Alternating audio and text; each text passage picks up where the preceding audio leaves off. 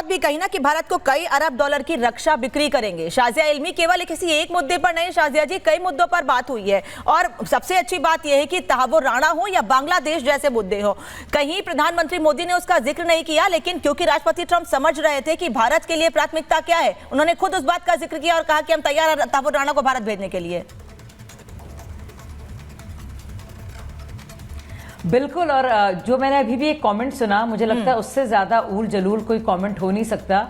जो यहाँ पे कहा जा रहा है कि मेक इंडिया ग्रेट अगेन नहीं कहना चाहिए था, ये कौन नहीं कहना चाहेगा? शायद कांग्रेस पार्टी के ही नुमाइंदे हैं, वो नहीं कहना चाहेंगे, लेकिन वो अकेले होंगे। और कांग्रेस में जो शहजादे हैं वो कहना चाहेंगे, लेकिन हम सब यकीन करते हैं that India should be great again. वो इंडिया जिसके बारे में हम पढ़ते हैं, वो जो सिविलाइजेशनल हमारी वैल्यू रही है, जिसका जीडीपी सबसे ज्यादा रहा है, जो हम बात करते हैं वो सोने की चिड़िया जिसको हम कहते हैं, जो हम चोला पीरियड को याद करते हैं या उस वक्त की बात करते हैं जब वाकई में इंडिया का क्या नाम था, वर्चस्व था, हम सब वही चाहते हैं। ये सबकी महत्वाकांक्षा है, ये सबकी एक ख्वाहिश है, सिर्फ कांग्रेस पार्टी की नहीं होती तो अपने बारे में बोले। और मुझे लगता है कि अपने आप में इस बात को कहा उन्होंने, मेक इंडिया ग्रेट अगेन, जैसे कि डोनाल्ड ट्रंप कह रहे हैं, वो उनके राजनीतिक स्लोगन भी हो सकता है, लेकिन वो राष्ट्र का स्लोगन भी हो सकता है। और तो मुझे लगता है, और जैसे हमारा स्लोगन है सबका साथ सबका विकास, तो वो संवैधानिक स्लोगन भी है। तो मतलब ये बहुत ही ऊल जलूल, इससे ज्यादा कोई बात नहीं हो सकती। एक जरूरी बात मैं अपने कांग्रेस के दोस्त को एक और चीज का पर्दाफाश उनका करना चाहती हूँ कि कम ज्ञान जो है ना बहुत ही फिक्र का सबब होती है। Little knowledge is a dangerous thing. तो union steel secretary Sandeep Poundrik ने ये कहा था कि जो इंडिया के स्टील एक्सपोर्ट्स है वो बहुत कम है। हम 145 मिलियन टन जो है एक्सपोर्ट करते हैं और यूएस में करते हैं सिर्फ 95,000, यानी कि बहुत ही छोटा हिस्सा। तो हम इतना इम्पैक्ट होते भी नहीं है, क्योंकि मिनिस्ट्रियल 145 मिलियन टन और कहा 1 लाख टन भी नहीं जो यूएस में जाता है, तो उससे कुछ बिल्कुल भी फर्क नहीं पड़ता। तो जैसे मैं कहती हूँ ना, little knowledge is a dangerous thing.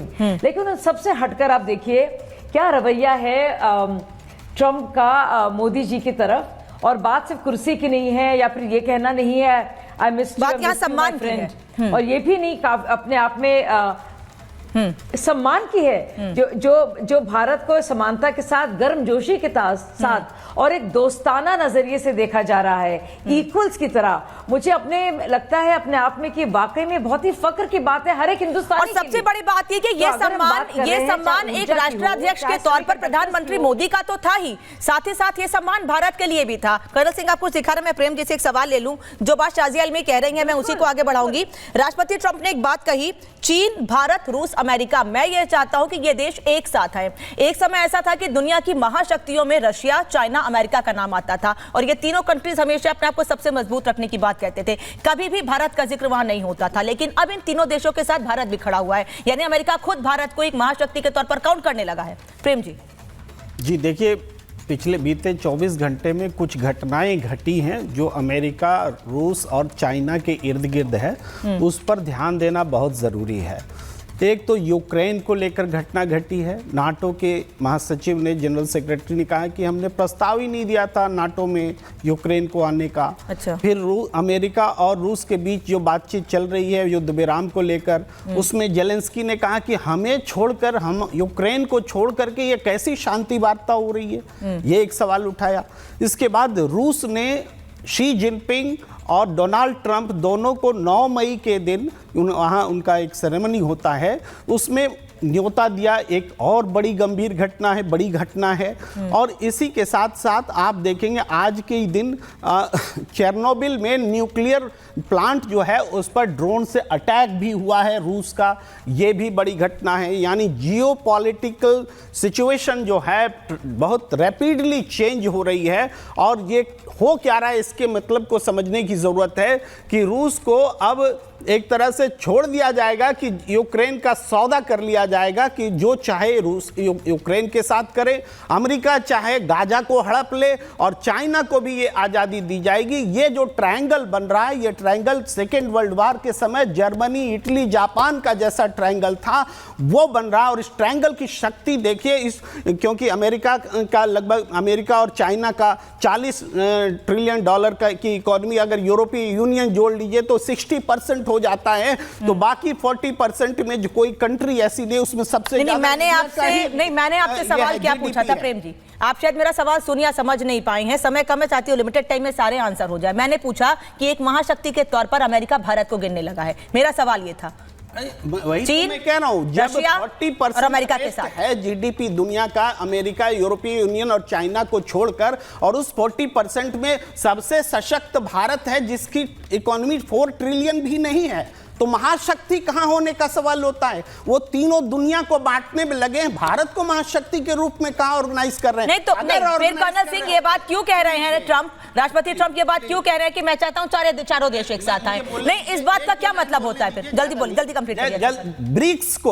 BRICS को मृत घोषित कर दिया गया। ब्रिक्स का मेंबर भारतीय प्रधानमंत्री बगल में खड़े, उनके सामने कह रहे हैं कि ब्रिक्स मर गया। अरे हमारा भी तो कोई वजूद है, हम ब्रिक्स के मेंबर हैं और हमें ही कह रहे हैं कि आपकी बात पर कर्नल सिंह जवाब देंगे, लेकिन साथ ही साथ कर्नल सिंह, मुझे पता है आप कुछ और भी बोलना चाह रहे हैं, लेकिन एक सवाल बांग्लादेश को लेकर भी करूंगी कि जिस तरीके से बांग्लादेश का मुद्दा वहां उठा, बांग्लादेश पर बात हुई, राष्ट्रपति ट्रंप ने साफ कहा कि यह भारत का मुद्दा है, इसे भारत देखेगा। ये तो मोदी की क्षमता पर भी उन्होंने भरोसा किया ना, कि प्रधानमंत्री मोदी की क्षमता है कि बांग्लादेश से निपट सकते हैं, देख सकते हैं वहां क्या करना है। अगर आप अलाउ करें, मैं एक के बाद एक आंसर करना चाहूंगा। सबसे पहले किसी ने बड़े अच्छी तरीके से बोला, जो मैं रीवेरीफाई कर देता हूं, कि यस, आप देख सकते हैं कि 25% जो टैरिफ है वो ट्रंप ने और यूएस ने लगाया। लेकिन आप अगर सेलेक्टिवली देश को बताएंगे तो ये गलत हो जाएगा, क्योंकि उसके आगे आपने ये नहीं बोला कि ये टैरिफ सिर्फ स्टील पर लगाया गया है।